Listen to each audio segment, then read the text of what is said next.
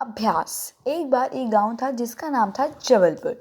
जबलपुर से एक बार इंद्रदेव उदास हो जाते हैं और निराश होकर वे घोषणा कर देते हैं कि अगले 12 साल तक गांव में कोई बारिश नहीं होगी।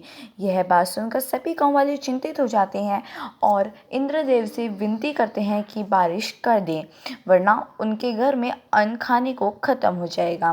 परंतु इंद्रदेव नहीं मानते और इंद्रदेव बड़ी ही चालाकी से बारिश का सारा श्रेय भगवान शिव पर डाल देते हैं।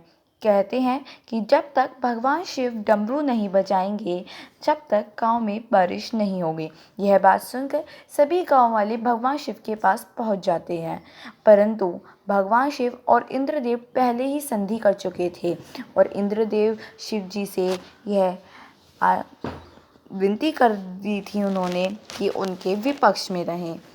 जब वे सभी गांव वाले जब शिव जी के पास पहुंचते हैं तो शिव जी अपनी बात पर डटे रहते हैं और डमरू बजाने के लिए साफ मना कर देते हैं। यह बात सुनकर सभी गांव वाले अपने घर लौट जाते हैं और 12 साल के बाद बारिश आने का इंतज़ार करते हैं।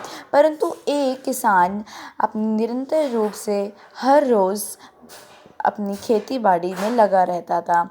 वह कभी भी खेती नहीं छोड़ता था। यह बात देखकर सभी लोग गांव वाले हंसते थे।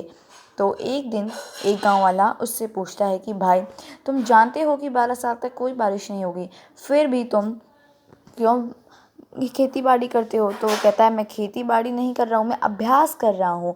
अभ्यास अभ्यास बहुत ही ज़रूरी है। हो सकता है कि अगले 12 साल बाद जब बारिश आए तो मैं खेती करना भूल जाऊं, या फिर मेरा मन ना लगे, या फिर कुछ और। इसलिए मैं निरंतर रूप से अभ्यास कर रहा हूँ जिससे 12 साल बाद मुझे कोई परेशानी ना हो। यह बात पार्वती माँ ऊपर से सुन लेती हैं और वो चिंतित हो जाती हैं और भगवान शिव से कहती हैं कि हे भगवान शिव, अगर आप डमरू नहीं बजाएंगे तो हो सकता है 12 साल बाद डमरू बजाना भूल जाएं। तो यह बात सुनकर शिव जी डमरू बजाने का अभ्यास करते हैं। जैसे ही डमरू बजता है, धरती पर बारिश हो जाती है और जिस किसान ने निरंतर रूप से खेती कर रहा था, उसकी फसल उग जाती है।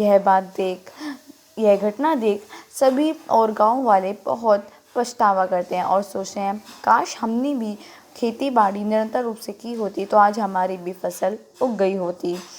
तो इसीलिए कहते हैं कि अभ्यास की कोई सीमा नहीं होती। जब व्यक्ति निरंतर अभ्यास करता है, वह सब कुछ भी प्राप्त कर सकता है। अभ्यास के बल पर असंभव काम को भी संभव किया जा सकता है। कठिन अभ्यास व्यक्ति को सफलता या उन्नति की ऊंची से ऊंची सीढ़ी तक ले जाता है। अभ्यास करने से ही जड़मति सुजान बनता है, सुजान कुशाल बनता है और कुशल अपनी कला को पूर्ण कर लेता है। धन्यवाद।